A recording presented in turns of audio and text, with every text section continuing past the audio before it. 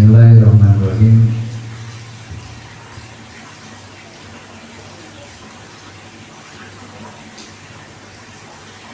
Babul udhiyah, masalah korban.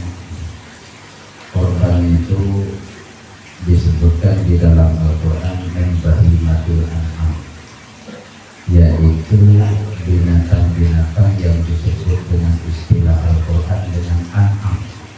An'am itu apa? An'am itu di dalam ilmu tafsir ada 3. Yang pertama unta, kemudian yang kedua sapi, kemudian yang ketiga kambing. Itu namanya an'am. Jadi binatang. Kalau bahasa binatang itu kan lebih umum gitu. Ayam termasuk binatang. Ya Allah itu termasuk binatang. Tapi dalam kategori udhiyah korban itu tidak semua binatang yang dimaksud di dalam Al-Quran yang bagi matil an'am, yaitu khusus kepada 3 hal. Yang pertama unta, kemudian kambing, kemudian sapi. Oleh karenanya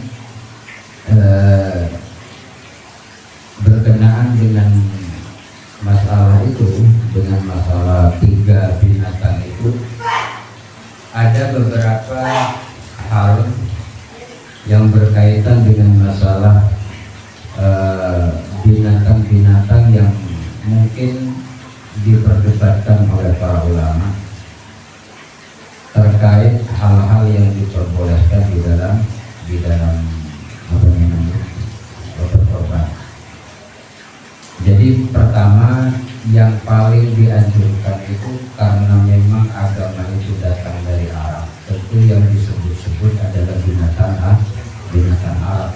Kok andaikan Rasulullah itu diutus ke Indonesia, ya, mungkin yang paling disebut itu antara sapi dengan kambing, karena beliau diutus di Arab. Sementara binatang yang paling dominan di Arab itu adalah unta.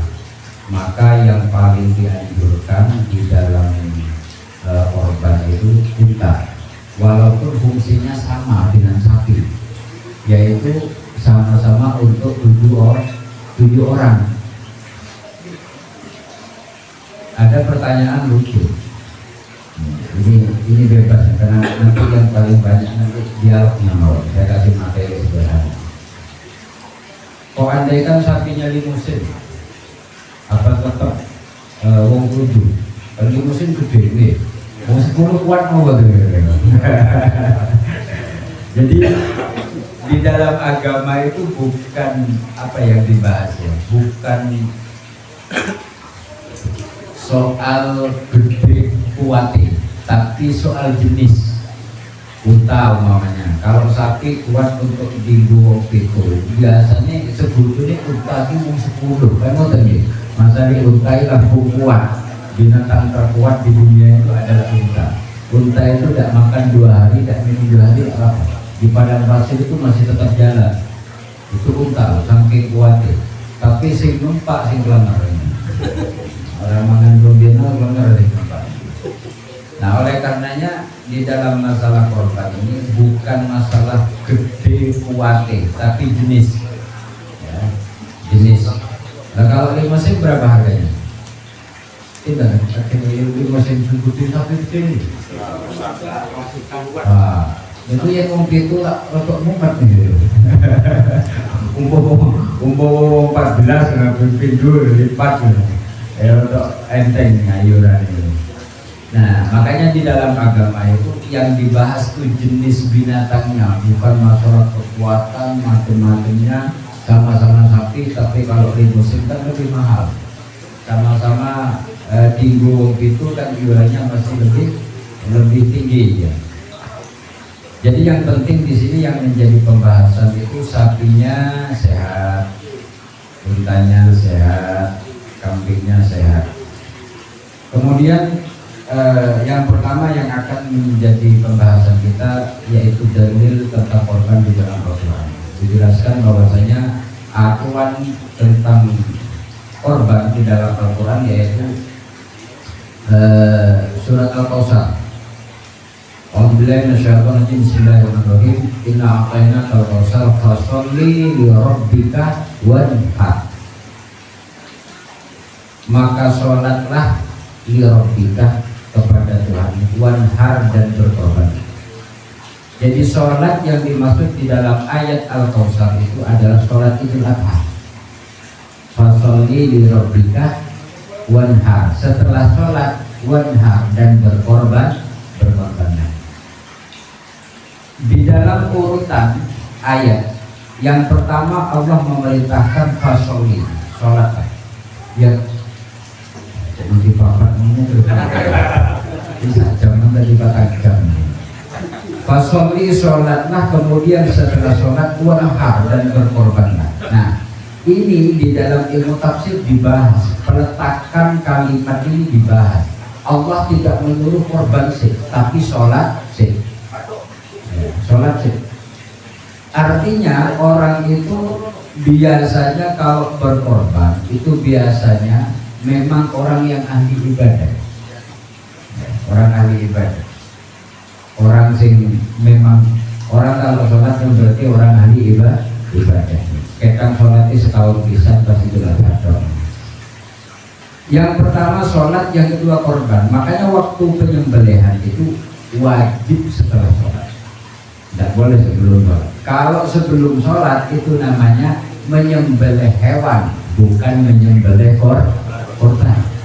Karena kalimat di dalam Al-Quran perintahnya Allah fasholli li rabbika, sholat dulu wanhar. Makanya sunnahnya sholat Idul Adha itu esok lebih pagi daripada sholat Idul Fitri.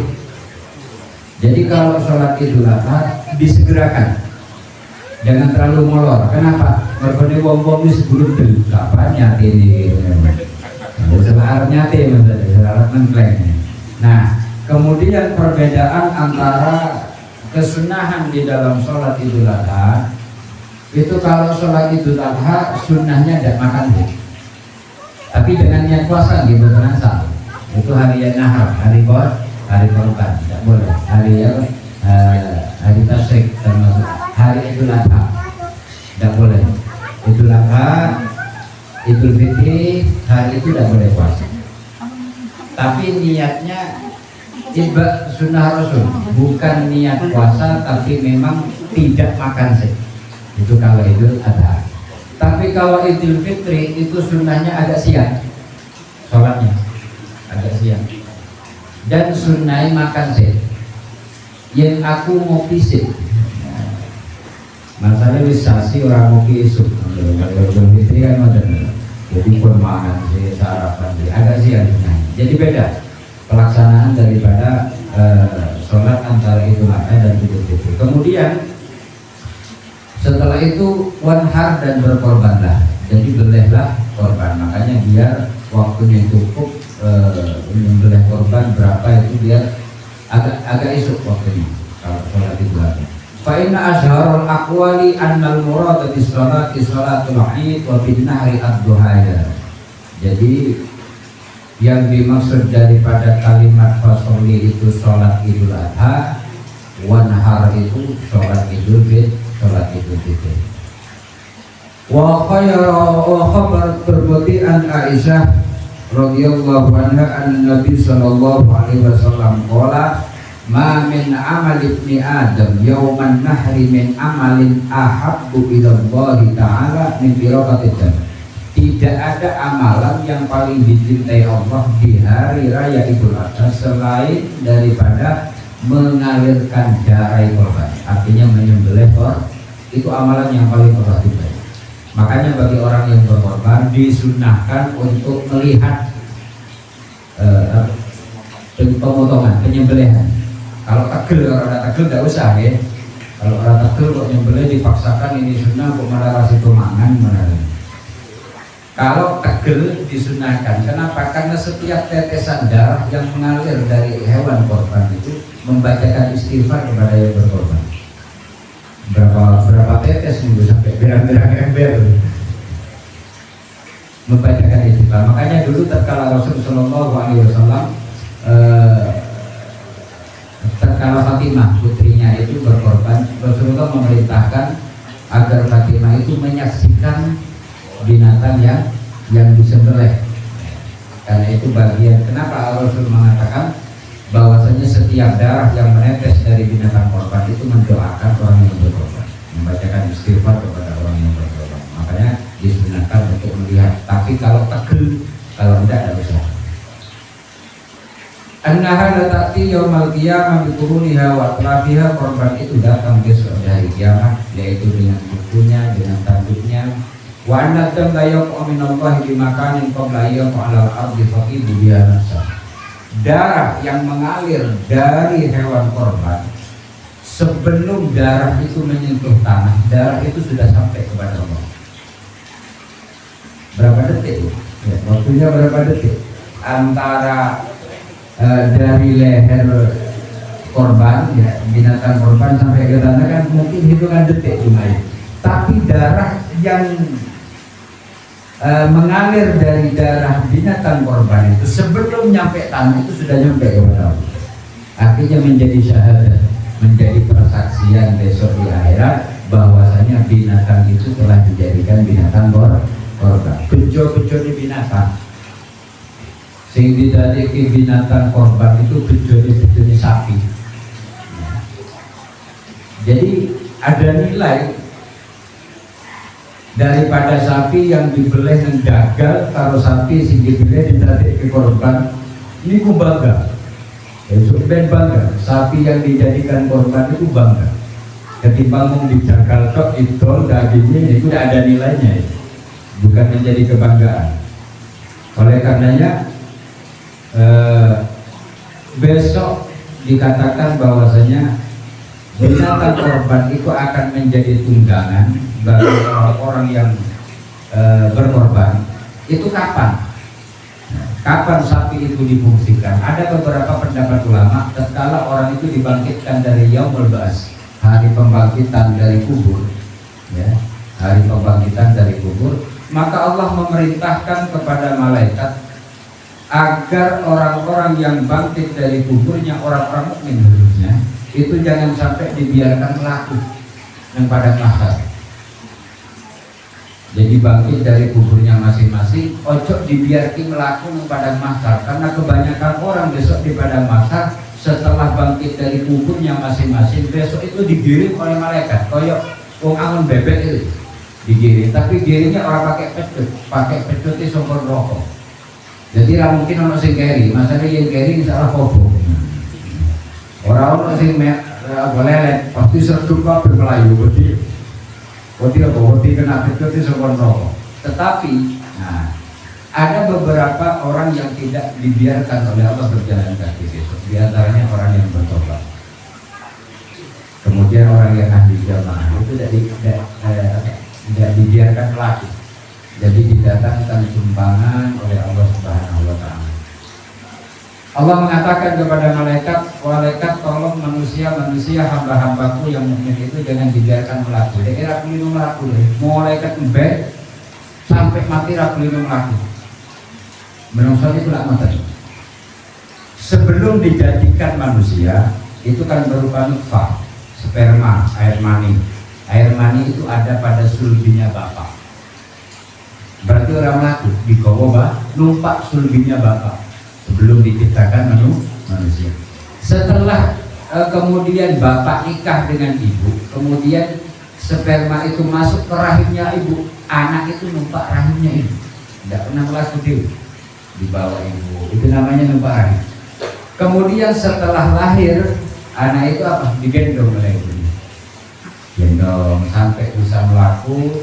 Umpama melaku rata atau yang dimben orang saya dimben orang nanti. Jadi bahasanya bahasa dimben yang dipakai, dipanggul oleh bapaknya. Ya.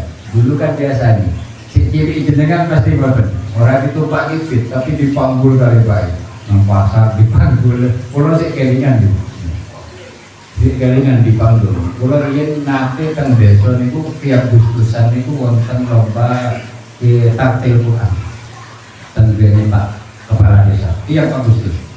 Kalau ajeng tumut lomba tartil Quran itu sih dipanggul kali bapak. Ngapunten kelas Vincent, TK, kelas tunggal SD, sih dipanggul. Kalau diiming-imingin, jadi kue gelem itu lomba tartil tak edit 100 rupiah di beneran 1.000. Akhirnya ngolong dulu. Bodoh begem masalah diiming-imingin. Itu sih TK nih kuliah, mungkin kelas tunggal. Nah, setelah anak itu agak besar dipanggul oleh bapaknya. Setelah anak itu bisa numpak kendaraan, dia numpak. Orang ini nomor lagi, ya, nomor. Sampai orang itu meninggal pun dia tidak melaku dewi ke kuburan. Dipanggul oleh tonggo nih yang melaku dewi malah melayu tonggo ini. Sampai kemudian setelah Yaumul Ba'ats oleh Allah diperintahkan agar dicarikan sumbangan untuk dia nyampe kepada masyar. Dalam rangka apa? Jangan biarkan hamba-hambaku yang beriman itu berjalan dari kuburannya kepada masyar. Oleh karenanya di antara fungsi daripada korban itu di situ menjadi tunggangan. Itu bagian daripada hikmah di dalam berkorban. Kemudian dijelaskan bahwasanya wal udhiyatu bimakna tadhiya kama fir rawdah, sebagaimana di dalam kitab Ar-Rawdah, hukum daripada korban itu wajib apa sunnah? Hukumnya sunnatul muakkadah, sunnah muakkad. Jadi tidak wajib. Korban itu tidak wajib. Korban unta tidak wajib, korban sapi tidak wajib, korban kambing tidak wajib. Yang wajib itu korban perasaan.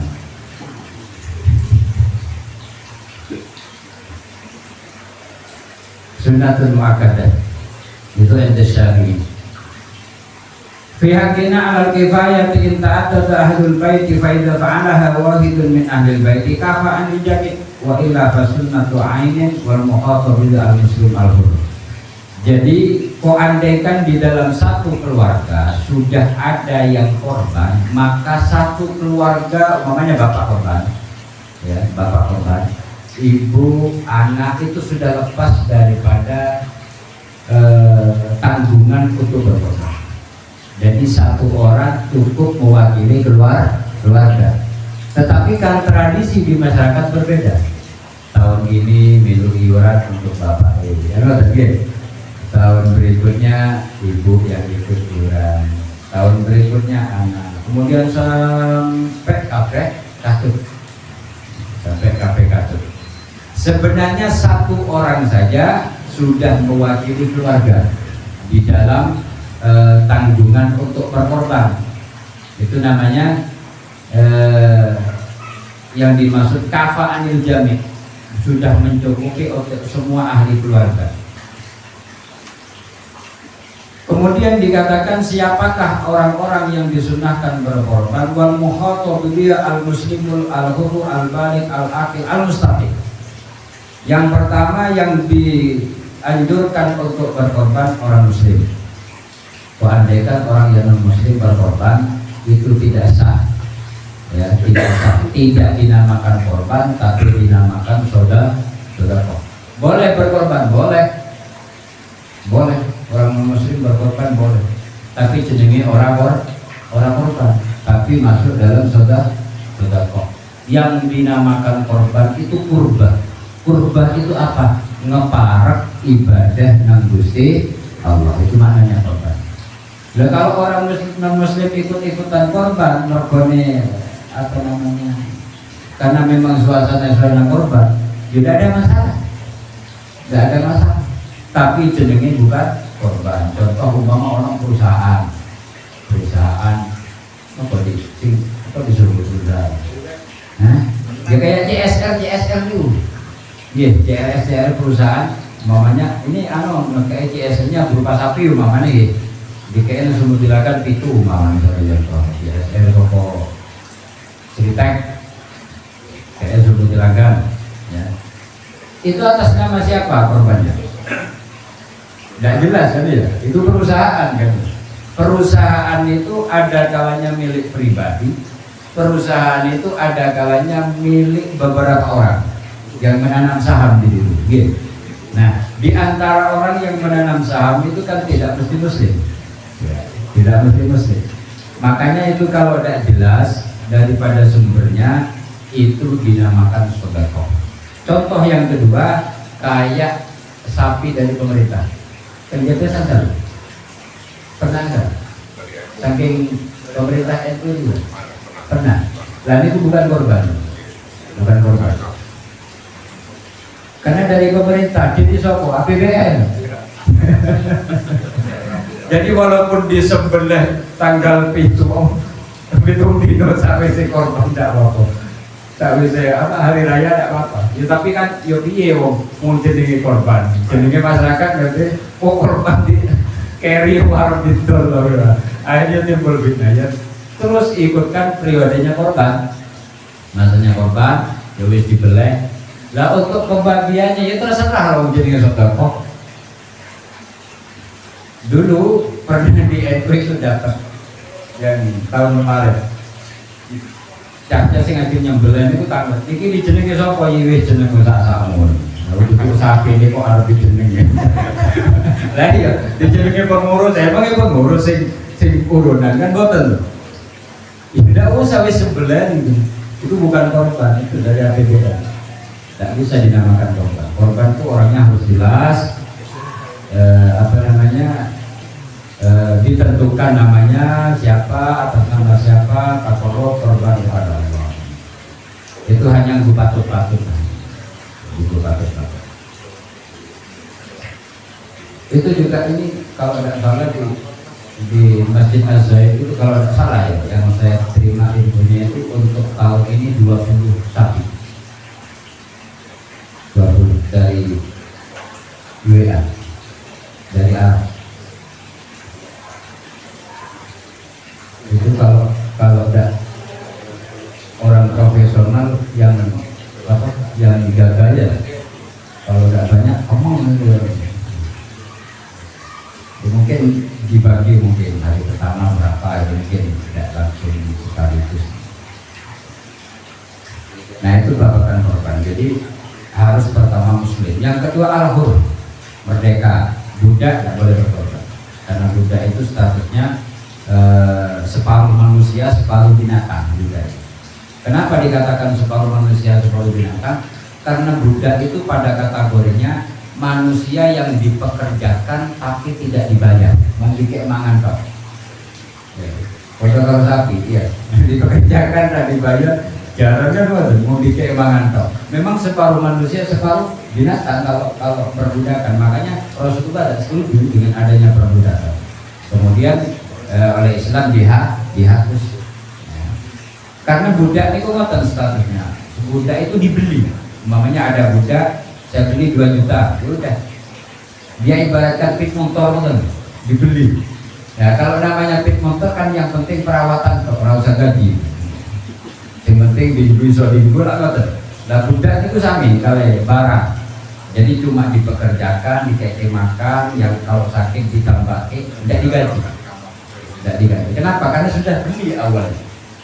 Karena sudah beli. Beda dengan pembantu memang dijaluk, yang dibeli kan jasanya. Kalau budak itu orangnya yang dibeli, bukan jasanya, memang orangnya. Kalau bahasanya jasanya yang dibeli itu namanya ujro, gaji. Kalau budak itu beda, memang orangnya yang dibeli, kayak beli sapi, kayak beli kambing, habis itu dibuat pajak, itu statusnya budak. Makanya tidak wajib korban. Kemudian yang ketiga al-balik, syaratnya yang ketiga harus balik. Orang korban itu harus balik. Kalau cahili korban tidak wajib ya. Belum dinamakan korban karena hitopnya Allah itu balik. Satu contoh ngoten, orang haji, urung balik merbesuki turah-turah duit. Akhirnya anak yang belum balik dijak haji. Sak keluarga ngoten banget nih, sak keluarga haji kabeh. Ada di antara keluarga itu anak yang belum balik, kemudian berangkat haji. Nah, setelah balik anak itu wajib haji lagi. Kenapa? Karena sebelum balik itu belum wajib haji. Mungtolan nih Bali, refreshing toh. Makanya setelah balik dia harus haji lagi karena hukum Allah itu setatnya itu mulai balik.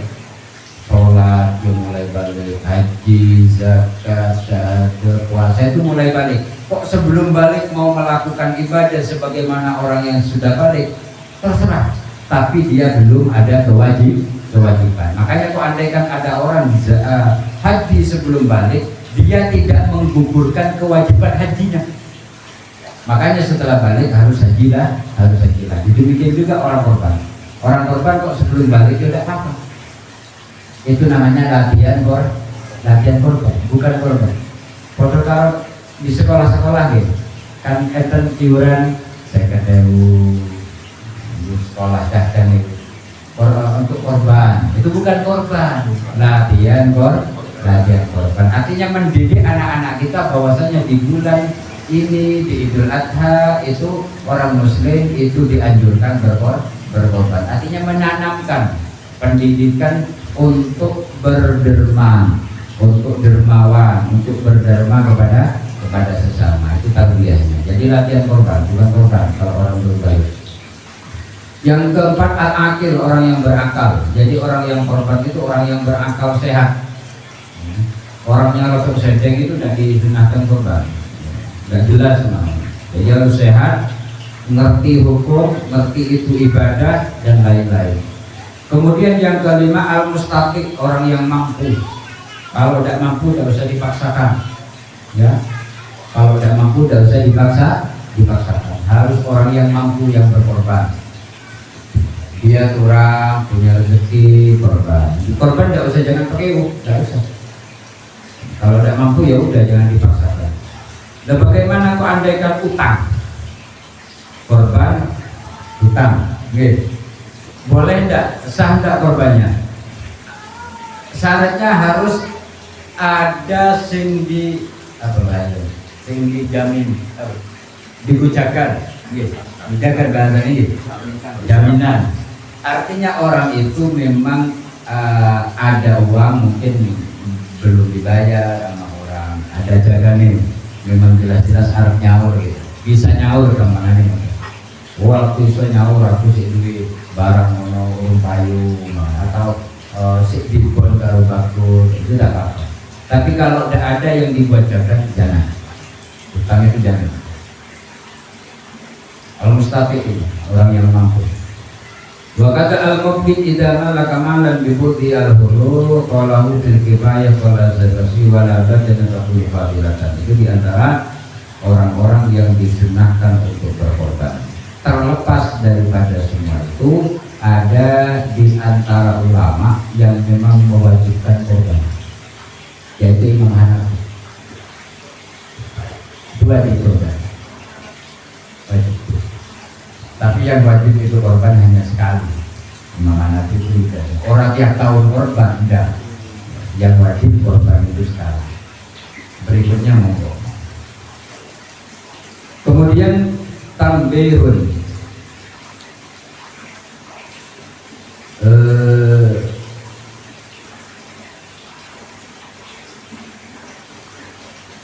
Sama kalamul musannif ahlal gawati wal hadar was safar wal hadwa ghairuhu li'annahu dhaha fi bina min nisa'il raqab. Orang yang dianjurkan korban itu orang yang tinggal di rumahnya, apakah orang yang merantau, musafir atau bagaimana? Namanya ada orang yang merantau ke Malaysia, gitu, merantau ke Hong Kong, jadi TKW, boleh tidak orang itu berkorban?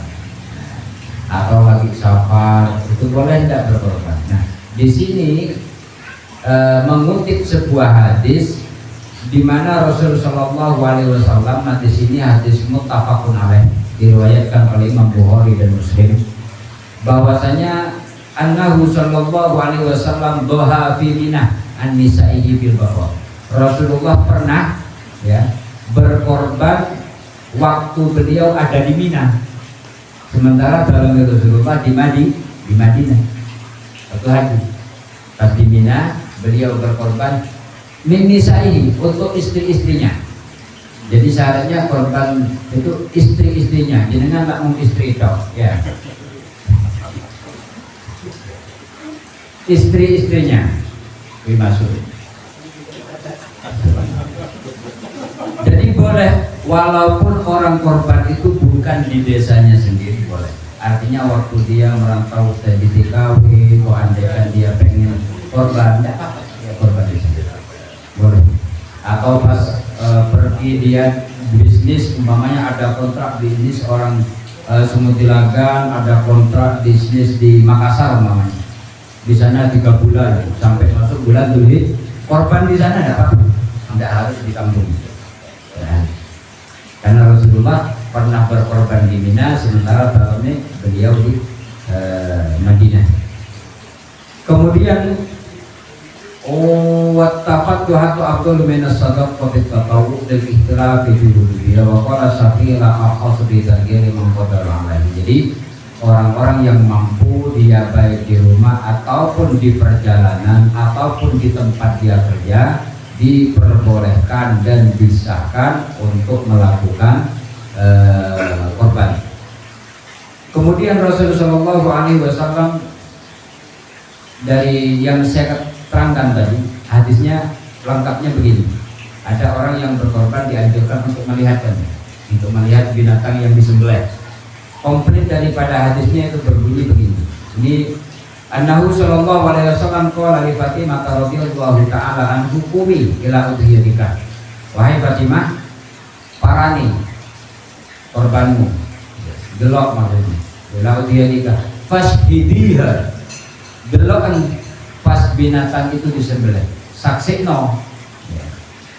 Fa innahu bi awwali kitratin minha, karena darah yang menetes pertama kali, artinya mulai dari tetesan pertama kali dari binatang yang disembelih itu, mendembiha yaghfir laka ma salafa min dzunubika, maka darah itu memintakan ampun kepada Allah mulai dari tetesan pertama sampai tetesan terakhir, memintakan ampun kepada Allah dari dosa-dosa. Itu barokah.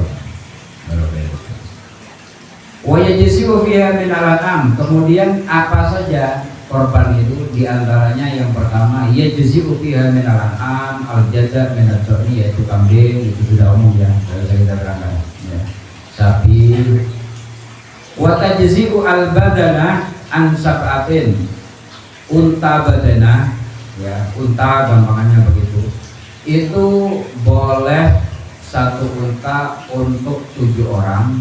Karena ini diambil dari dasar hadis Rasul yang berbunyi, kharajna ma'a Rasulillah sallallahu alaihi wasallam muhliina bil haji fa umirna fa amarna an nastaiqa bil ibil wal baqar kullun sab'atun munafin badanatin wa ittafaqu binau. Jadi Rasulullah pernah pas para sahabat, yaitu sahabat Jabir namanya, beliau keluar safar bersama Rasulullah dalam haji, kemudian Rasulullah memerintahkan untuk an-nastaiqa bil ibil wal baqar, untuk berkorban menyembelih unta dan juga sapi, yaitu dengan secara gotong royong. Nastarik itu namanya gotong royong, kalau bahasanya wong suku iuran. Jadi tiap satu sapi 7 orang, tiap satu unta 7 orang. Itu anjuran daripada Rasulullah SAW. Makanya dulu ada orang yang berkorban, dia keluar dari Walu, arep korban sapi, moro nang setunggal kiai keluarga kula kalu, tapi kula menggadah sapi setunggal kok, pripun ning angsal nopo boten? Sapi setunggal kangge wong ora itu. Sapi itu kata Rasulullah toke hadis untuk ditumpung tok, ora untuk wong bodoh. Akhirnya wajib tuan dia ini lah itu korban. Lah itu sapi war darper bikin dia ini kan. Nah, kemudian matur nang kiai sing setunggal kiai pun sepuh pun cerdas. Kiai ini butuh cerdas. Kiai kudu cerdas, kudu bijak. Ngapunten kiai kula ajeng korban keluarga kula waduh. Tapi kalau menggadah sapi setunggal tok, pripun niki ora apa-apa le. Sanjane boten angsal kiai yang tiang tiap wolu nganggo sapi. Ndak apa. Niku wolu niku dewasa kabeh lho enten sing alit. Putra kula si alit. Oh kuwi kudu anu iki. Kudu ono anji-anji iki. Masale arep numpak sapi cah cilik kangelan. Lah terus pripun carane Kyai? Anji-anji kambing itu. Anji-anji kambing. Jadi kambing ini dua anji anak sing cilik kanggo numpak sapi. Niku Kyai cerdas. Oh, ngoten Kyai, betul ono anjek. Oh, mula kuwi tumbas kambing siji wajib anjek. Padahal dulu kan membahasa kan gitu, membahasa. Padahal memang aslinya untuk 7 orang satu sapi. Kambing sing diwajib anjek itu untuk korbannya anak sing cilik itu. Kanjen kambing nganggo satu orang. Tapi alasannya Kyai ini ora kuwi sing pitu sapi ini sing siji kambingnya untuk anak muda, tapi bahasanya Kyai wajib antik yen arep menek nang sapi. Itu Kyai pinter. Akhirnya apa? Kyai ini sing awal untuk korban sapi. Oke pun kula terkait mriki nggih Kyai sapi antik-antik itu kambingnya. Akhirnya Kyai ini untuk sapi karo kambing. Ya ini kudu cerdas. Makanya masyarakat ini bukan macam-macam ya. Masyarakat ini macam-macam. Kadang gampang menerima, kadang bosan. Jadi itu tidak nakal macam. Tapi kan hukumnya tetap. Hukumnya tetap. Nah itu teori. Mau jenengan itu orang pengorban cek.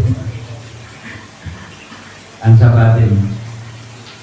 Yaitu yang dianjurkan yang pertama kambing, kedua bakor, yang ketiga yaitu kita.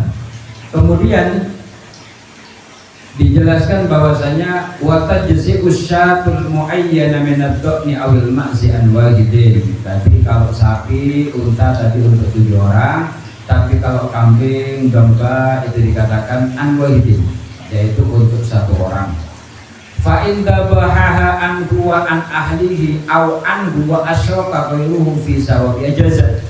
Tapi kok andaikan ngoten. Ini hanya beda tipis nih.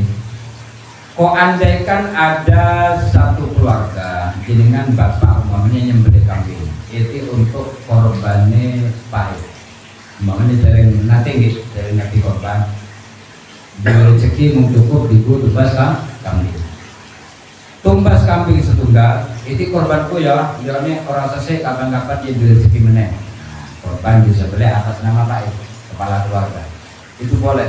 Untuk korban pahit, tapi pahala daripada korban itu boleh juga dihadiahkan ditung kepada seluruh keluarga, cucu, anak itu apa?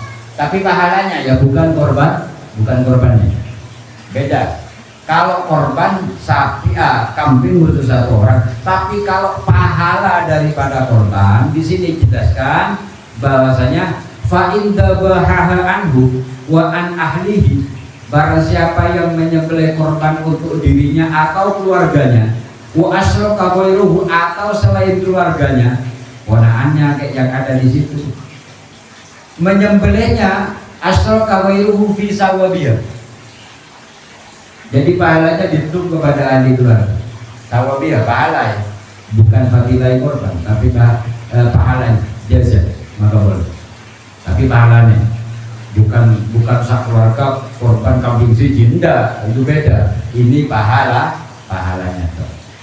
Wa alaihi ma humila khabar Muslim, ini diambil dari suatu riwayat yang diriwayatkan oleh Imam Muslim. Doha Rasulullah SAW fi ibasyaini. Suatu waktu Rasulullah korban 2 kambing dibas.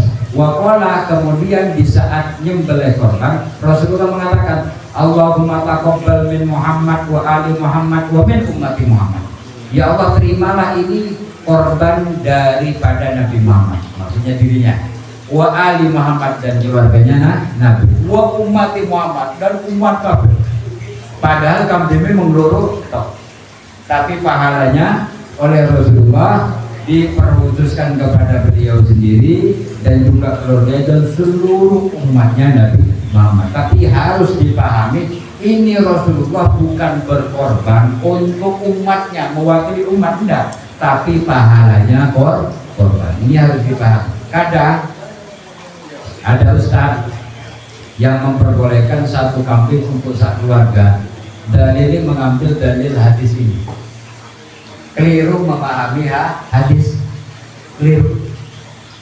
Makanya kalau baca hadis itu jangan langsung dipahami sendiri, tabayun dulu kepada orang yang ahli, takut salah paham.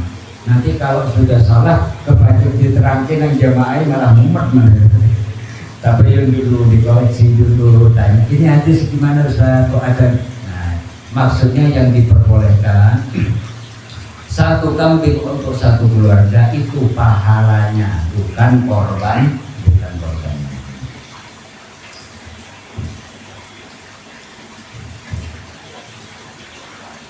Berikutnya beberapa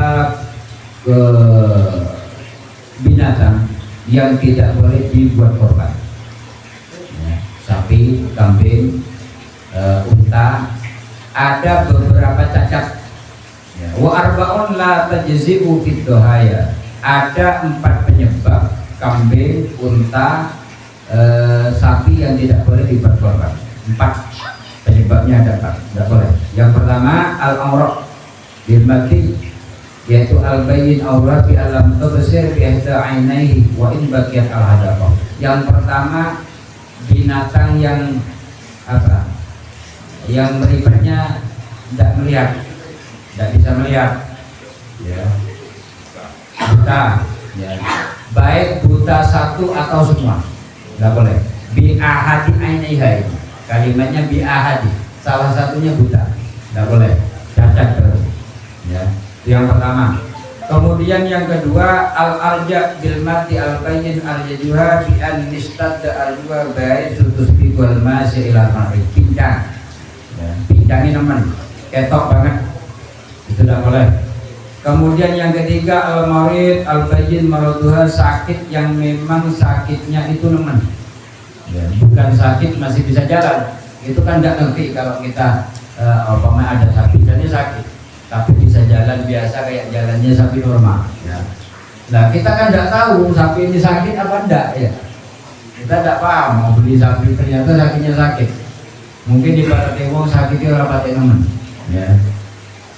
Tapi si iso melaku itu kan, ya, kita tidak tahu bahwasanya tonggolnya awal diri sakit, padahal dia loro asli tapi si iso melaku. Nah itu boleh. Yang dimaksud di sini sakit yang memang nemen sakit, ketok. Bi ayyat haro bisa babihi azalaha wa fasadul amin. Artinya penyakit yang tidak boleh, apa yang menyebabkan tidak bolehnya dibuat korban, penyakitnya itu sampai merubah atau merusak daging. Daging orang abdi. Pripun kalau sakit biasanya dagingnya berubah enten singan. Hitam. Itu tidak boleh, kalau sampai merubah daging itu tidak boleh. Kecuali memang ngerti, per dibeli lagi ngerti binatang ini sakit, harus kebaca tak lebih dulu. Itu kan tidak kesengajaan, tidak sengaja. Tapi kalau ngerti dari awal sakit tidak boleh. Sakitnya tersebut sampai umpama satu contoh sapinya tidak bisa melaku, itu kan sudah sakit ketok banget, itu tidak boleh. Atau bisa melaku tapi dagingnya berubah, itu tidak boleh. Kalau karena marodua yasiron, keandaikan sakitnya cuma sithik, umpamanya sakit watuk, pilek, umpamanya kaya wong, jadi sapi apa jenenge watuk pilek orang. Wajah dulu itu lagi al-haba, itu diperbolehkan kalau memang sakitnya tidak memang. Kemudian yang keempat, binatang yang tidak boleh dijadikan korban al-ujfa ay bil mati wa ya allati dhahab al asamin sababiyya ma'al min al-azab, yaitu binatang yang memang dhahab al, binatang yang kurus banget sampai daging entek. Apa nih yang harus dipangan? Kalau itu pas korban itu ojo tugas sing kuru, sing penting murah ojo. Lah emang kon pemangan bandung lho. Itu hasil. Makanya dikatakan dalam hadis Rasul qala arba'un la tajisu bil hudhaya, 4 golongan, 4 macam binatang tidak boleh dijadikan korban. Yang pertama al-awra, buta, al-bayyin awraha, yang kemudian yang al-marid, sakit, kemudian al-arja, pincang, kemudian al-jafa, al-hazal, yaitu binatang yang kurus banget, itu tidak boleh. Itu bagian hal-hal yang hal-hal yang dapat mencegah daripada binatang untuk tidak dijadikan korban. Kemudian wajib jaziku al-mukassirul qawmi malam yuhidu Allah muhidun bil kasir anal qawma la yata'allaqu bi. Bagaimana kau andaikan ada kasus binatang itu korban tersebut sumuni patah. Apa ini namanya? Tanduknya patah. Boleh tidak dibuat korban? Boleh. Karena tanduk itu tidak ada hubungannya dengan daging. Ada hubungannya dengan daging. Dan itu mungkin karena kecelakaan. Jadi bukan alami, karena kecelakaan, bukan rawat. Tidak apa-apa. Untuk tanduk itu, sementing sirai itu. Walaya jizu makto oludun, walaya jizi makto oludun, fa ingkana yasir adab juz'a makulun wa qala abuniyah fa ingkana al-maktul dunasurus aja. Yang telinganya putus tidak boleh. Menurut Imam Hanafi, ingkana al-maktul dunasurus aja. Kalau putusnya telinga tersebut tidak sampai daripada sepertiga, kurang dari sepertiga itu boleh. Artinya ceklek atau suwek atau apa itu. Wala maktu obatin tapi wa ingkala obibat ibad dilisan fa'innahu yadurru lihudu simayu sirul binaksillah. Artinya sesuatu pada poinnya itu ngoten. Sesuatu yang dapat mengurangi daripada nilainya daging, kayak buntut itu kan mengurangi, gitu. Kayak kopi itu mengurangi. Tapi kalau cuelnya tidak begitu banyak, kata Imam Hanafi, itu diperbolehkan. Ya. Itu diantara cacat-cacat yang berkaitan dengan masalah korban. Kemudian berikutnya yaitu waktu penyembelihan. Yaitu waktu terdimin waktu sholat Id. Waktu penyembelihan, ya. Lil qudhiyah al-mandubah wal mamdurah, baik itu korban wajib atau korban sunnah. Korban sunnah itu sebagaimana iuran umumnya itu korban sunnah. Kalau korban wajib itu korban nadar. Umpama anakku melebu PNS, aku tak korban kambing, nah itu wajib namanya. Korban wajib. Nah untuk penyembelihan antara yang sunnah dan wajib itu sama. Men waqti sholatil Id wa huwa tulu'us syamsi yawman nahar wa ma khutbataini khafifataini, yaitu waktunya sudah mulai terbit matahari, itu sudah masuk waktunya. Waktulah. Tapi harus dilakukan setelah sholat. Jadi yang waktu ini wis masuk sholatnya, rampung melakukan sholat, rampung melakukan khutbah, itu pun masuk. Jadi sholatnya belum rampung, waktu penyembelihan itu sudah masuk. Makanya bareng dengan waktunya sholat itu masuk. Tapi ojo di ono sing sholat, ono sing nyembelih, ojo susuman sholat terus masalah tadi fasoli Rabbika wanhar. Kemudian waktunya ila guru bisam simin akhir ayyamit tasrik, sampai terbenamnya matahari, yaitu hari ketiga di hari tasrik. Contoh macam hari raya Idul Adha Sabtu, Sabtu. Hari tasrik itu 3 hari setelah Sabtu, berarti Ahad, Senin, Selasa. Jangan dihitung mulai hari Sabtu. Niki hari Sabtu itu bukan hari tasrik, tapi yaumun nahar, hari korban, hari raya.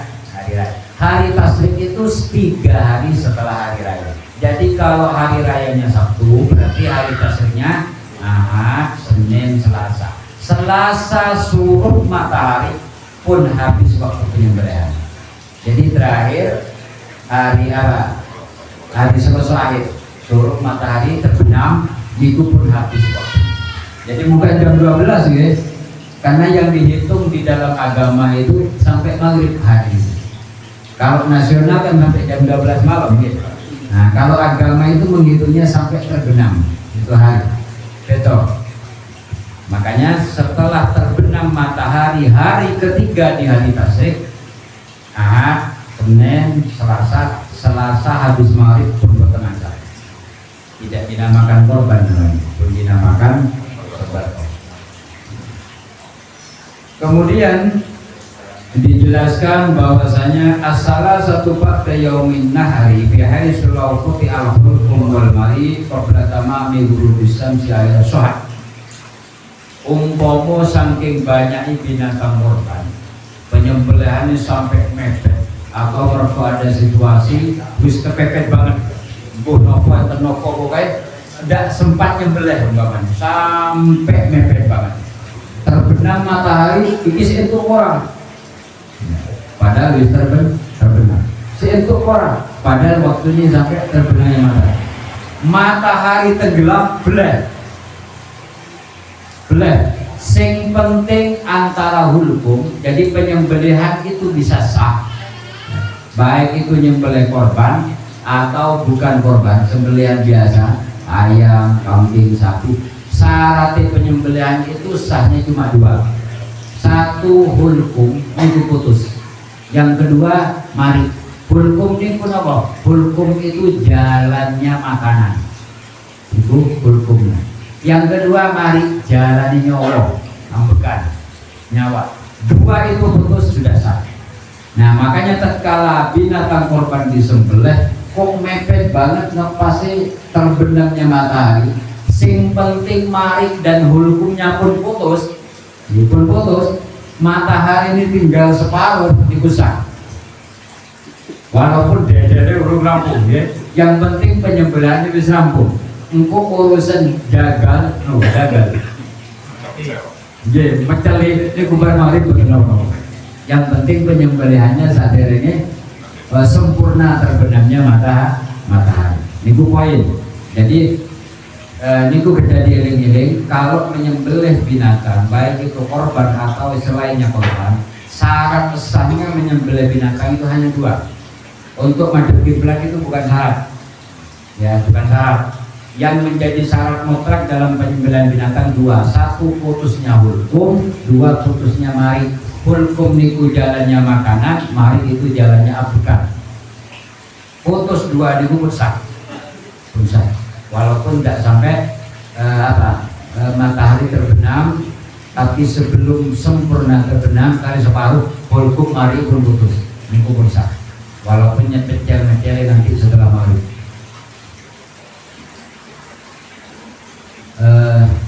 Kok ngelalu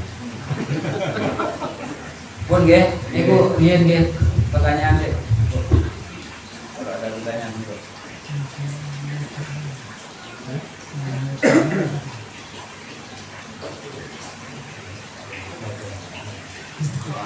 Pembagian daging itu apakah ada cara tertentu? Cara bagian-bagian yang bagaimana yang sesuai dengan sunnah Rasul.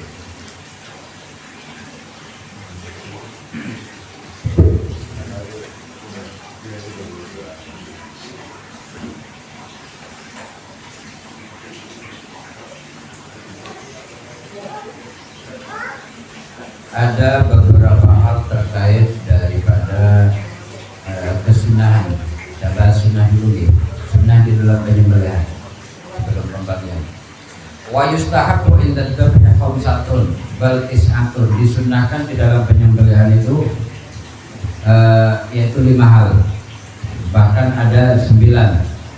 Apa saja? Yang pertama disunnahkan di dalam penyembelihan itu basmalah, ya, ayakula bismillah, wala yajuzu ayakula bismillah wa ismi Muhammad. Tidak boleh mengatakan bismillah wa ismi Muhammad. Dalam penyembelihan dapat cukup bismillah toh, untuk ditambahi Muhammad. Kemudian wasani yang kedua disunnahkan as-salatu wassalamu ala sayyidina Rasul sallallahu alaihi wasallam. Jadi baca selawat, salatu wassalamu ala Rasulullah, itu tabarukan kepada Nabi Muhammad, itu boleh sunnah. Kemudian yang ketiga istiqbalul qiblat bidzabihah, binatang yang mau disembelih diaduk ke kiblat, itu sudah tidak wajib ya. Kalau memang posisinya terpaksa, binatangnya angel, apa liar gitu, umpamanya sulit, tidak usah ngadep kiblat, karena ngadep kiblat itu sunnah, jangan dipaksakan. Pokoknya sebenarnya iso dibeleh wis. Itu digawe rekoso kali mesake. Kalau memang sulit binatangnya ramanut berwongen. Ya Rabi takbir Allahu Akbar Allahu sunnah. Jadi di samping nyembelih dan juga yang di sampingnya itu ya kelilingnya baca takbir. Itu biar binatang itu mau tahu lah, binatang itu tahu. Kemudian dibelah itu tahu. Rabi takbir. Al-khamis addu'a bil qabul. Jadi yang menyembelih itu berdoa atau sebelum menyembelih berdoa agar korbannya diterima. Doanya sebagai berikut, Allahumma hadza minka wa ilaika fataqabbal minni. Ya, itu doanya. Allahumma hadza minka Gusti, ini korban dari panjenengan. Maksudnya sing ngasih rezeki Gusti Allah. Wa ilaika lan untuk panjenengan. Jadi sithik doanya Allahumma hadza minka wa ilaika. Itu cuma. Umpama bahasa Jawa itu ento Gusti niki korban panjenengan mangkompong nggih. Nggih, ono yang cedek aku.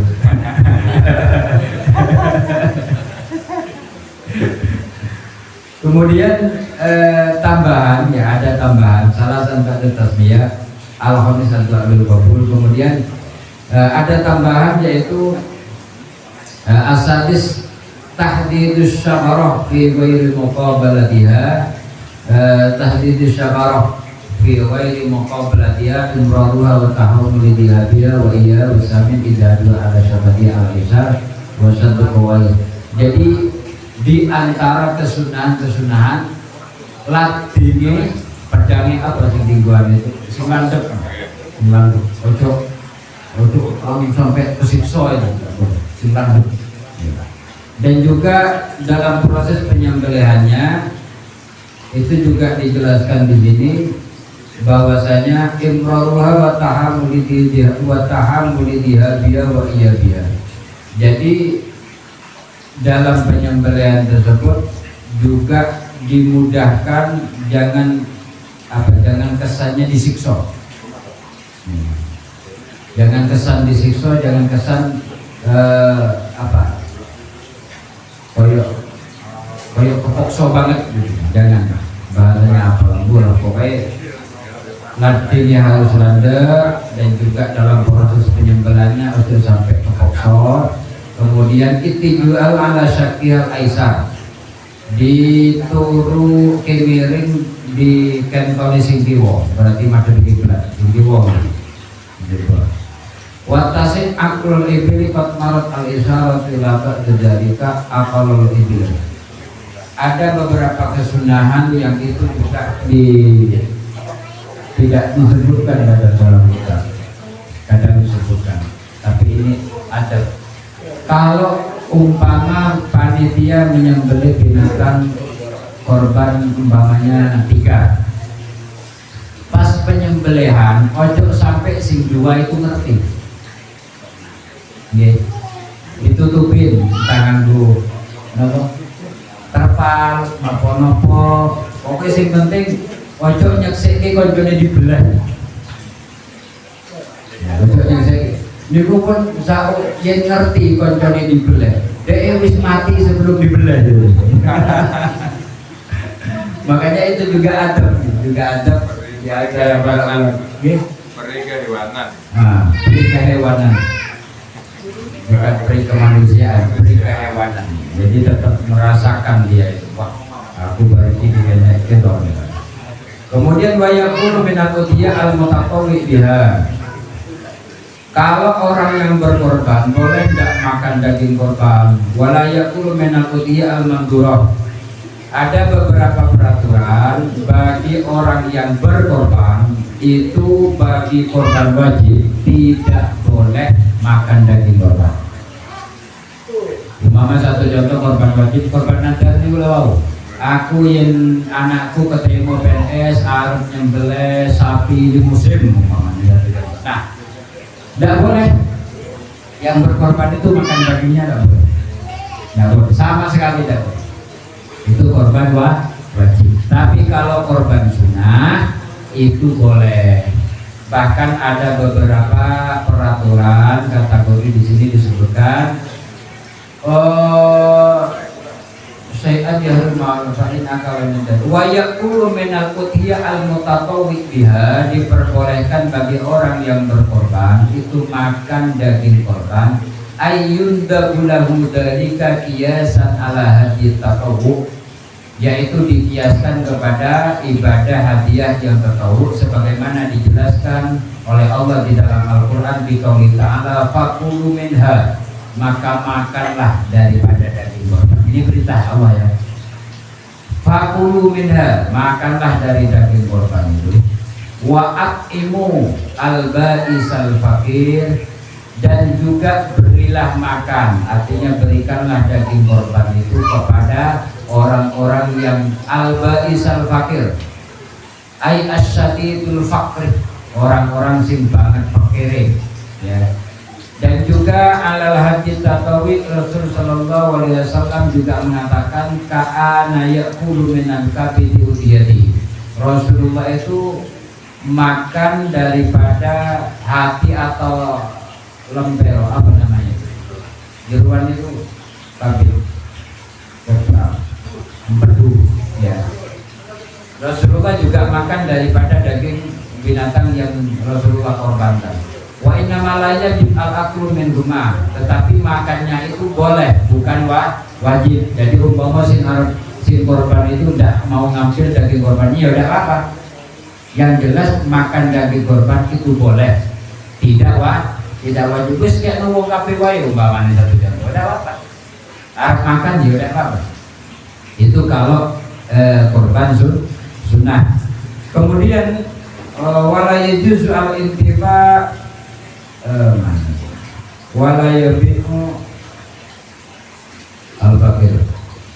Liqauli ta'ala wal banna ja'alnaha lakum min sya'airillahi faj'alaha lana wa ma ja'ala lil insani fahuwa mukhayyirun baina akli wa tarki. Daging korban itu merupakan syiar daripada Islam. Berkorban itu bukan daging, yang berkorban itu syiar daripada Islam, di mana kita tahu setiap tahun orang Islam itu selalu merayakan daripada korban sebagai syiar daripada Islam.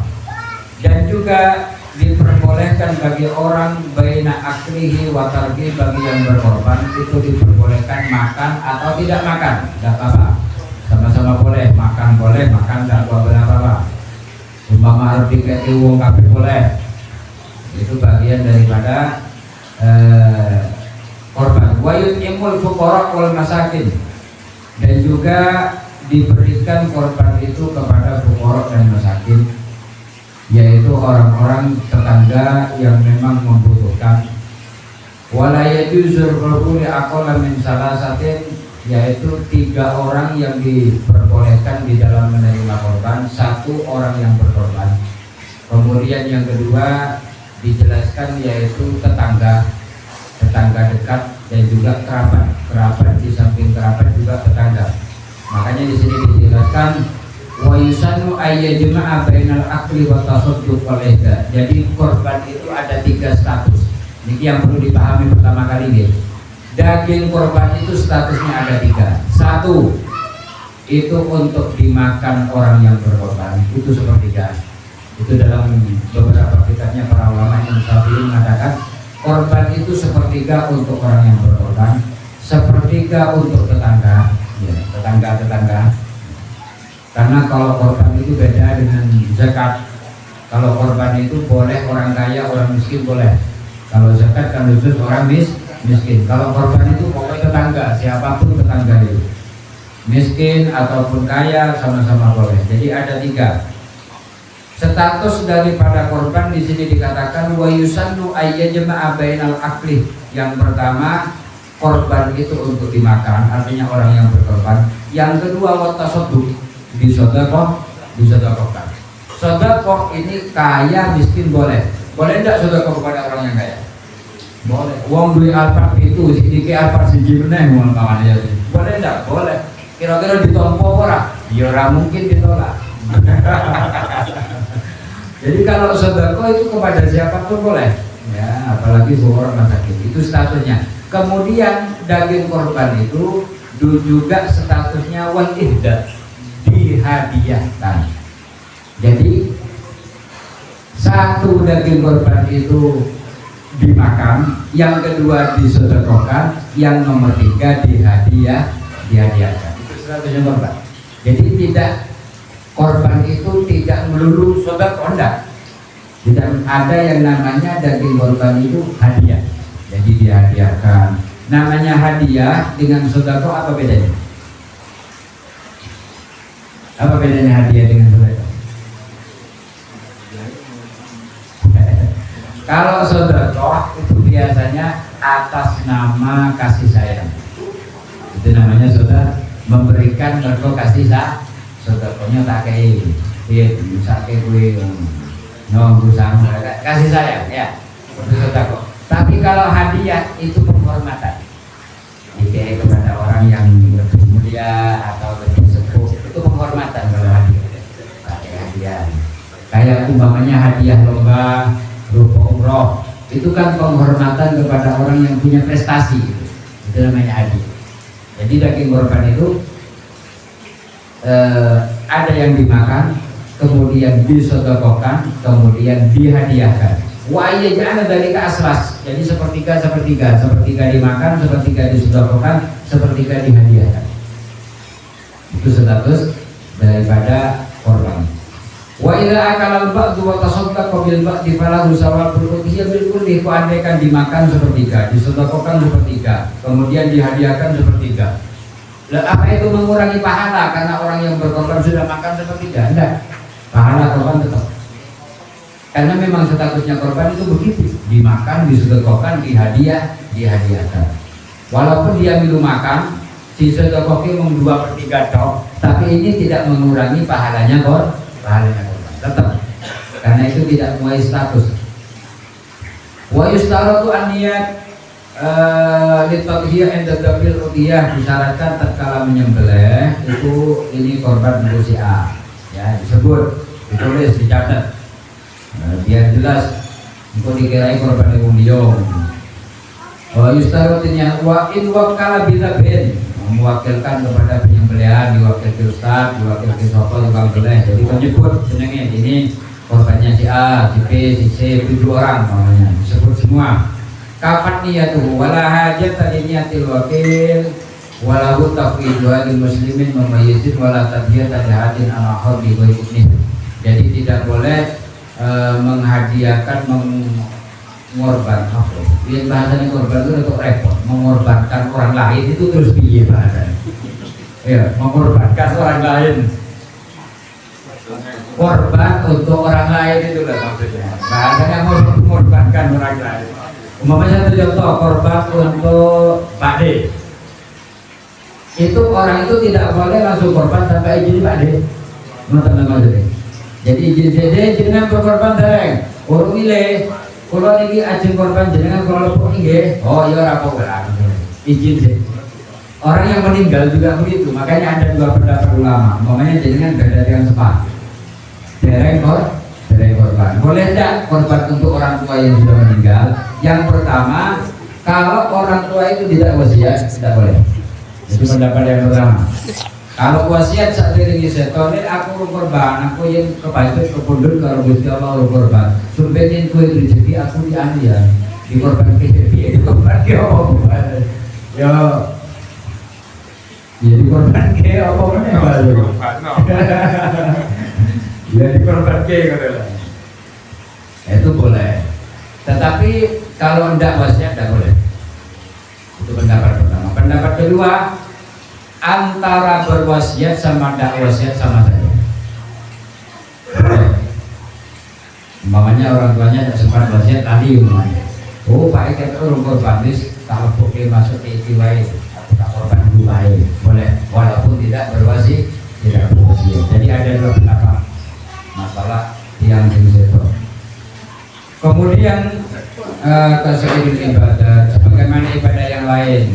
Arep dungake wong tuwa, arep masjidke wong tuwa, arep umrohke wong tuwa, arep sedekah kanggo wong tuwa, kan tidak harus wasiat wong tuwa. Tidak harus izin sih. Ibadah itu sama seperti itu. Korban juga sama dengan ibadah yang lain. Maksud maki wong tua tetap izin. Bila bima idza utina lahu zakat wala farqikin wala makata. Berbeda dengan masalah zakat itu ada perbedaan karena zakat itu memang ada aturan diri. Fa'in utina lahu sayyidu biya waqat di sayyidi ingkana wala makata wa ingkana makata dan waqat lahu. Jana tabarrah waqat ajin lahu sayyidu. Beda dengan budak makatab. Budak makatab itu apa? Budak yang mengadakan perjanjian dengan majikannya. Makanya satu contoh, aku 2 tahun Arab bebas ya, tapi bayarannya tak cicil. Budaknya ngendikan mau tenang, majikannya. Per bulan biro, umpamanya ngijoli diimben tumbasi majikannya itu mamanya 2 juta tumbas budak. Pembelian oleh majikan itu digantung oleh budaknya, itu namanya budak makatab. Umpamanya ada orang punya budak, belinya budak itu 2 juta. Akhirnya suatu waktu budak itu pengen bebas. Aku pengen bebas itu bos. Umpama belimu diimben tak ijolin piye. Tak ijolin, piro diimben bos 2 juta ya wis tak ijolin ya tak kredit selama 2 tahun. Makanya 1 juta jadi setiap tahun 1 juta. Jadi budak kan duit. Ada duit seperti wong budak wong nyambut kaya yang majikan. Paling wong dikek wong dulure sing bebas gitu. Jadi dikredit selama 2 tahun. Nah, budak yang mengadakan perjanjian ngoten niku boleh dikai zakat. Jadi ada zakat, ini zakat karena untuk membantu bayar budak itu kepada majikannya. Karena budak itu memang tidak punya masukan, maka budak itu berhak menerima zakat. Kanggo meringankan nebus awak EDW kepada majikan. Boleh. Hanya budak itu yang boleh, tidak mau kata. Yaitu budak yang mengadakan perjanjian dengan majikannya. Jadi katakan daripada yang berkaitan dengan masalah vaksin. Jadi boleh membagikan kepada fuqara, masakin, orang kaya, ya yang penting masih status daripada saudaranya. Boleh. Ada lagi pertanyaan? Yang untuk tetangga tadi, ya. Tetangga tadi misalkan ada tetangga dari warna-warna di sini. Ya. Di sini ada tetangga muslim non muslim, nah ini apa juga berkat juga boleh gitu diperbolehkan. Oh, korban untuk dagingnya diberikan kepada muslim gitu. Ya. Dijelaskan ini memang fenomena tahunan ini. Fenomena tahunan itu pertanyaan yang selalu berkembang dulu. Saya sebenarnya harus hati-hati dalam menjawab, karena ini merupakan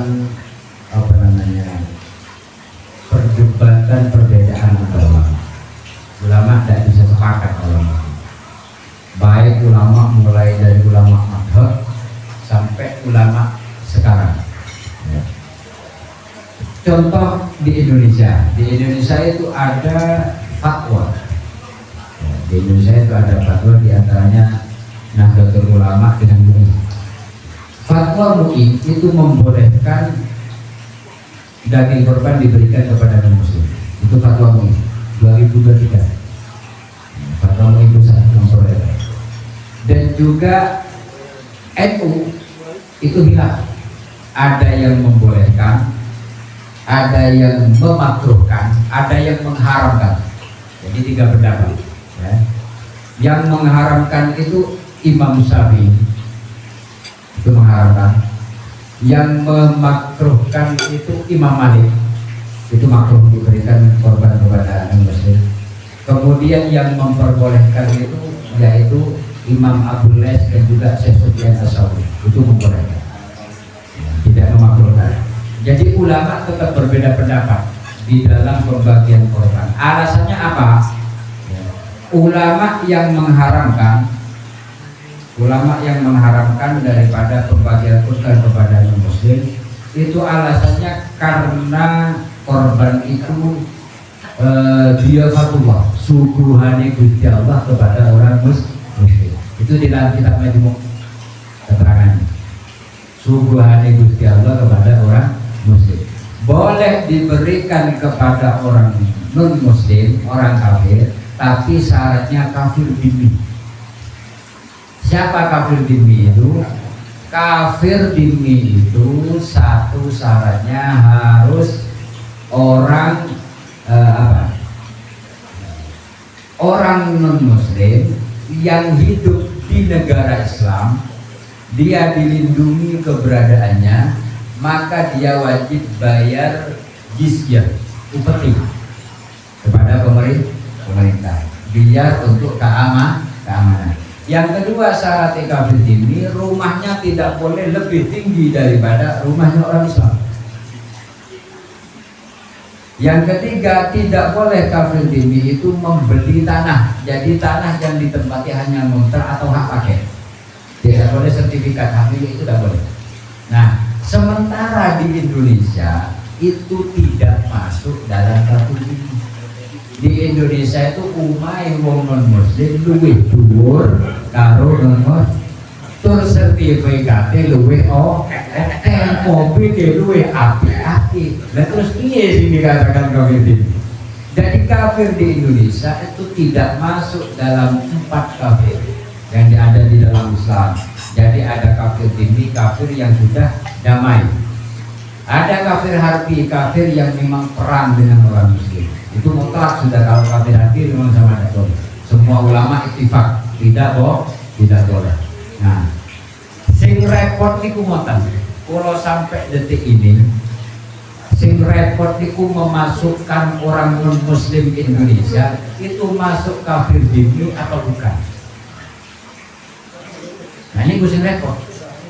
Masuk kafir mu'ahid. Kafir mu'ahid niku napa? Kafir yang sudah mengadakan perjanjian dengan orang muslim untuk tidak perang. Nah, Indonesia masuk niku napa? Kira-kira nih. Setelah beberapa kali basul masail di PBNU, ternyata di Indonesia tidak masuk 4-4-nya. Tidak masuk kafir dhimmi, kafir harbi, kafir mu'ahid. Tidak masuk. Akhirnya kemudian disebutlah orang kafir di Indonesia bukan disebut kafir tapi disebut non muslim. Ada repot kok. Non muslim itu sapa? Kulo tanya non muslim itu sapa? Non muslim. Non itu tidak, muslim itu berarti tidak muslim. Tidak muslim kuwi jenenge apa? Kafir. Lah kan kafir. Makanya mau menghukumi daging korban di keyakinan muslim Indonesia di kitab tidak ada bahasa non muslim lainnya. Sing enek kafir papat itu. Makanya untuk menjatuhkan hukum sementara kitab ini dikarang orang Indonesia, dikarang orang Arab. Nah, macam-macam kafir di Arab mau papat, Indonesia orang masuk kafir, masuk non muslim. Lalu terus sing dipakai kitab songko Arab tapi objeknya Indonesia. Jadi rada tuh. Masalah kafir dhimmi yang banyak dibahas di kitab itu kafir dhimmi. Kafir dhimmi itu kafir yang sudah melebur hidup di negara orang muslim tapi bayar uang, bayar upeti. Nah, contoh kayak di Madinah, Madinah itu kan negaranya muslim. Kenapa? Karena yang memang berjuang Rasulullah dan sahabat Ansor, sahabat Muhajirin, kemudian membuat negara. Ada orang yang masuk ke negara Madinah, orang non-muslim, orang kafir, itu numpang urip di negara Madinah. Itu namanya kafir tapi keamanannya dijamin oleh negara, tidak boleh diganggu karena bayar upeti. Karena memang orang kafir tidak ikut membangun Madinah. Yang membangun Madinah Rasulullah dan para sahabat. Makanya kok andaikan ada orang kafir hidup di sana, berarti dia kafir dhimmi, membayar upeti, menjamin keamanan oleh negara. Nah, Indonesia berdirinya beda karo Madinah. Kalau Indonesia itu yang berjasa memerdekakan Indonesia orang muslim tok. Orang non muslim juga ikut perang dengan Belanda, juga berjasa di situ.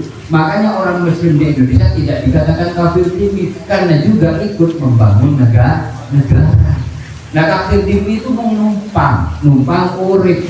Nah tapi kalau kafir di Indonesia itu juga berjasa di dalam memerdekakan negara. Makanya tidak maksud.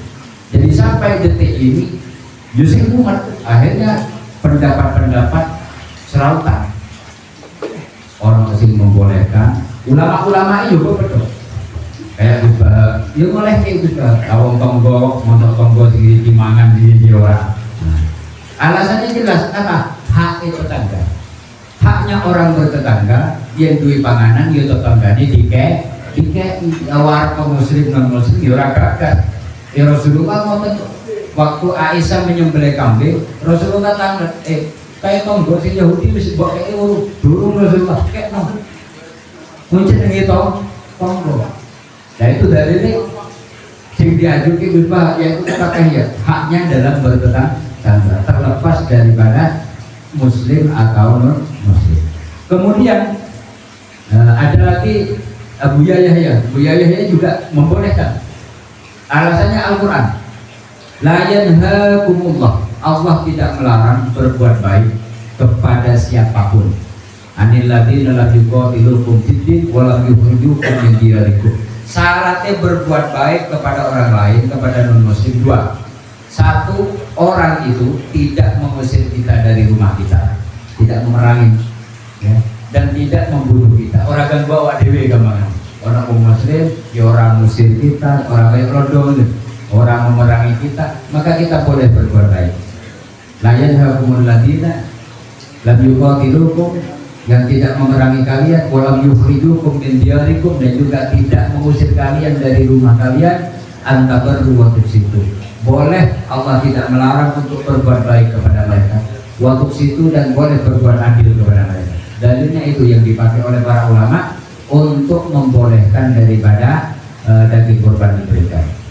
Syaratnya di dalam Al-Quran satu, orang yang tidak memerangi orang Islam. Nah, kira-kira tonggo di jenengan sehingga muslim ngecak perang orang. Nah, ya ora ya wis. Kita kembali kepada Al-Quran. Al-Quran juga bilang, la yanhakumullah anil ladzina lam yuqatilukum, Allah tidak melarang untuk berbuat baik kepada orang-orang yang tidak memerangi kita, tidak memusuhi kita, tidak mengusir dari rumah kita, antabarru wa tuqsitu, untuk berbuat baik dan berbuat adil. Innama yanhakumullah, yang dilarang oleh Allah untuk berbuat baik, untuk berbuat adil, yaitu anil ladzina yuqatilukum fid-din, orang-orang yang ngejak perang kita, wa yukhrijukum min diyarikum, dan juga mengusir kita dari rumah kita. Itu sudah mutlak nas Al-Quran, tidak boleh kita berbuat baik kepada mereka karena mereka penjajah. Nah kalau bukan penjajah, bukan mengusir, bukan materi kita, sudah pakai dalil Al-Quran. Itu dalilnya ulama yang memperbolehkan. Karena memang begitu. Masalah pembagian korban itu tidak dijelaskan dalam Al-Quran, tidak dijelaskan dalam hadis. Hadis tidak ada. Wis golek hadis sak ngomongin. Orang ini masalah pembagian korban tidak ada. Yang ada kulu wa tasaddaqu, makanlah dan sedekahkan. Itu bahasanya lebih. Tidak ada dalam Al-Quran Al-Quran dan hadis pembahasan pembagian korban tidak ada. Yang dibahas itu hanya demikian. Yang sehingga ada ulama yang mengambil dalil pembagian korban, yaitu mengambil dari Al-Quran. Pokoknya berbuat baik kepada siapapun, yang penting tidak ngejak perangan awal itu ya boleh. Ya udah rampung. Yang kedua, memakai hadis Rasulullah, kulu wa tasaddaqu, makanlah dan sedekahkanlah. Wong jenenge sedekah arep dikeki sapa wae boleh, baik muslim atau non muslim. Yang penting bukan korban wajib. Nggih, kalau korban wajib itu tidak tidak usah dibahas, tidak boleh. Makanya panitia kudu ngerti. Ini korban Pak Yai, Pak Ustadz, saya korban kambing. Ini wajib, korban wajib atau korban sunnah? Kalau korban wajib tidak boleh diberikan kepada manusia. Itu dipangan dewe. Jadi sok kayak nggon pura apa siji itu. Itu korban lah. Campur apa? 7 orang itu nanti yang satu wajib, yang 6 sunnah. Tidak boleh, harus dipisah. Harus dipisah. Wajib dewe. Jangan dicampur aduk. Karena pembagiannya mumet nanti. Panitianya sih kuat. pun kambing mawon. Kalau wajib suruh kambing mawon, sami mawon kok. Numpak kambing kalau numpak sapi bodoh aja. Mungkin panitianya sih mumpet mungkin kalau kita mau nyamburan gitu. Panitianya mumpet nanti, biar untuk memudahkan pembagian, ya, memudahkan pembagian. Jadi PBNU itu mengatakan hilaf, ada yang mengharamkan, yaitu mengacu kepada pendapatnya Imam Syafi'i, kemudian ada yang memakruhkan yaitu Imam Malik, boleh, kemudian Sufyan Ats-Tsauri memperbolehkan. Ya. Itu PBNU. MUI membolehkan. Ya, MUI membolehkan. Dan juga MUI Indonesia, ya Jawa Timur juga memperbolehkan. Tapi ada syaratnya. Kalau di Jawa Timur MUI-nya mengisyaratkan sing arep dikekene wong muslim kuwi dimasakake. Jadi orang daging korban tapi rupa masakan. Terus kayak tengkleng, kayak sate lagi kayak ayam. Itu solusinya seperti itu. Macam-macam memang. Ada yang mengharamkan secara mutlak orang itu tenang. Bahkan sampai dalam kitab Bajuri diterangkan umpama jenengan untuk daging korban dikeke nang wong non muslim tetap tidak boleh. Padahal bukan langsung dari yang korban. Makanya kula terima daging korban kan pun hak kula nggih. Arep di sate, arep didol kan pun hak kula mutlak. Nah, saking kerase, saking kuatnya ulama itu mengharamkan dari yang saya terima itu kan hak saya diberikan kepada non muslim tetap tidak boleh. Saking apa? Ya, kalau hukum bisa tidak boleh. Ya, tidak boleh. Tapi itu hanya dalam satu kitab, Pak. Kalau kitab Al-Badi dijelaskan. Makanya kalau fatwa Al-Azhar, fatwa Al-Azhar Kairo itu membolehkan. Ini fatwa Al-Azhar, bukan individunya, fatwa Al-Azhar. Berarti dari universitas memperbolehkan daging korban diberikan kepada non muslim, syaratnya bukan muslim, bukan kafir harbi, bukan kafir yang berperang, yang ngejak perang. Selain itu boleh. Itu diantara syarat. Pokoknya selain kafir harbi boleh. Nah, masalahnya memang repot di Indonesia itu mumet. Kafir mumet, jenenge non muslim jare ini. Nah, golek kitab sing bahasa non muslim inti. Mumet akhirnya mumet. Jadi sampai saat ini belum bisa ittifaq. Ulama Indonesia itu menghukumi kafir Indonesia itu mau dimasukkan kafir yang mana belum bisa. Karena selenco kafir, syaratnya rapotu. Yang sehingga keluar bahasa non muslim. Nah, non muslim digoreng dengan kitab orang itu. Ya. Akhirnya apa para ulama golek hadis, golek ayat yang sifatnya umum. Pokoknya sing penting kafir atau non muslim sing ora memerangi kita. Ya, itu boleh. Akhirnya ulama ada yang berkesimpulan seperti itu. Ya mbok menawa. Kenapa? Karena korban itu kan sedekah.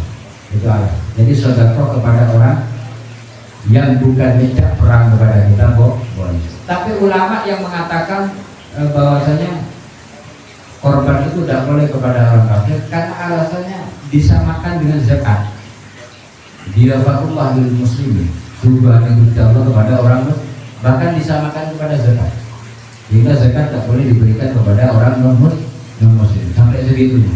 Tapi juga masalah kalau disamakan kepada zakat, para habaib itu ya nampak korban, sementara zakat kan tidak boleh berhabaib nampak. Tapi kalau korban kok boleh, ya berarti kan juga selencoh gitu. Zakat itu tidak boleh berhabaib, demo zakat tidak boleh. Tapi kalau korban disamakan dengan zakat tidak boleh diberikan kepada orang non muslim, berarti para habaib juga tidak boleh menerima daging korban. Karena zakat disamakannya dengan zakat. Makanya tetap suloh ya. Nah, ini yang mengharamkan mutlak, daging korban diberikan kepada non muslim itu usul. Itu mengharamkan mutlak. Dan juga ulama-ulama. Makanya saya jelaskan di sini. Itu mengharamkan mutlak. Mereka tidak menjelaskan tentang masalah hilaf yang ada di dalam ulama. Pokoknya tidak boleh. Intinya begitu. Karena alasannya dia fatullah lil muslimin, yaitu subuh hari Gusti Allah kepada orang muslim. Dan terserah jenengan Arab minum MUI bosan ya boleh. Di NU ya ada 3 hukum, ada yang mengharamkan, ada yang membolehkan, ada yang memakruhkan. Kalau milu MBM dulu ya haram mutlak. Pun kersane jenengan. Arab milu Gus Bahak boleh, Arab milu Gus Yahya, Buya Yahya ya boleh. Pokoknya sing penting ono kiai ulama sing arep digondeli sarungi, ngono wae. Pun aman. Wong awak dhewe niku minal katu TikTok. Minal katu TikTok. Jenengan sinten sing arep mbok gandoli monggo. Wong sing penting ono ngono wae. Sing ngaji digandoli. Makanya di dalam babakan Quran itu tidak ada yang valid di dalam pembagian Quran. Kenapa? Masih ada saja hilang. Perbedaan ulama itu tetap ada perbedaan. Makanya tatkala ada perbedaan ulama semacam ini, tidak usah ngotot-ngototan. Oh tidak boleh, mau dibuat tidak usah. Bisa karmu dari Quran boleh, yang penting itu kafir harbi. Ya. Kalau Rasulullah boleh kata zakat korban itu sedekah. Kalau sedekah dikasih nanggung muslim boleh nggak boleh? Boleh. Nah, itulah kata. Jadi sesuatu yang tidak dijelaskan di al-hadis dan juga di Al-Quran itu memang rentan terjadi perdebatan. Makanya yang penting kita ada ulama yang memperbolehkan, tentunya mereka itu adalah orang-orang yang berilmu. Seperti Gus Bahak, orang yang meragukan keilmuan di Gus Bahak orang. Hafal Quran, hafal hadis Muslim, ribuan hadis. Awak dewi apa 40 hadis saya hafal kok nyala di Gus Bahak. Apa dia mengkul budak ya kelas Gus Bahak memperbolehkan, ya wes milu Gus Bahak, ya alam milu sih boleh. Buya Yahya memperbolehkan, ya wes milu ya. Makanya yang penting dari ulama itu tetap ada yang memperbolehkan, tentunya mereka berfatwa tidak asal-asal. Jadi ada hadis ataupun ayat yang dipegang. Ya, walaupun nanti kata ulama fikih, ya kan ulama fikih, Quran tidak apa. Dan ini kan macam-macam. Jadi dalil di dalam agama itu ada 4. Yang pertama boleh pakai Quran, yang kedua adalah hadis Rasulullah, yang kedua ijma'nya ulama, yang ketiga 4 qiyas. Itu yang boleh dibuat pegangan di dalam hukum agama. Jadi tidak boleh yang pegang fikih nyalahi sing pegang Quran, tidak boleh. Mau podo-podo cetok hukumnya. Nah, itulah rahmahnya di dalam agama. Jadi boleh untuk mengambil beberapa hukum yang dipegang oleh para ulama, yang penting dengan ngerti. Ya, ngerti sinten ulama sih memperbolehkan. Jadi sumber yang akhirat itu apa daging korban kok bokeh iki muslim kae lah, bahkan lah anu kak. Cinta toke kae. Lah urusane ora kali jenengan kok. Kali Gus Bah, malah ulama itu fatwa tidak mungkin sembarangan. Pasti sudah ada dalil yang kuat yang dijadikan marja